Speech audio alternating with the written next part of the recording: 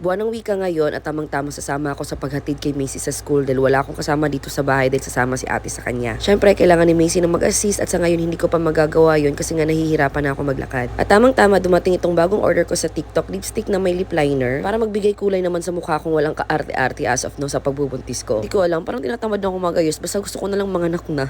So no, sabay-sabay nating tuklasan kung maganda nga ba to. So it comes with sharpener na pala. The last time na pinakita ko mga lip liner, mga maninipis yun. This one is mataba. Parang colored pencil talaga yun but on an 8 different shades. This one is pang lip liner talaga. Ang advantage kasi ng lip liner guys is nahuhulma talaga yung labi mo. So kung may lipstick ka na medyo madaling lumagpas with the help of lip liner, i-fill in mo na lang siya inside since may outer lane na. At hindi ko in-expect ang bongga ng lip liner na to. Tingnan mo naman ang hulma ng labi ko. Madali lang din siyang i-draw, hindi katulad nung last time ko para talagang papel yung labi ko na kailangan mo pa ng medyo extra effort para talagang kumulay siya. And now I'm so excited to fill in the lipstick. Medyo kinakabahan ako sa kulay niya sa labas at first kasi pulang-pula but look, talagang don't judge the book by its cover. Ang ganda niya, ang ganda ng kulay, girl. At first akala ko lip tint siya pero hindi pala. Actually na-miss ko yung mga ganitong klaseng lipstick. Yung katulad ng mga nakikita lang natin sa brochure noon. Iba na kasi talaga yung mga lipstick ngayon kaya hindi maiwasang nanibago ako, girl, but I like it so much. This is actually my second purchase from this shop. The first one was the cushion blush. I have 4 shades. And the second one is this one. And so far, I love those products. So if I were you, kung gusto mo din makakuha ng ganito, i-check out mo na habang available pa. Nasa Yellow Basket.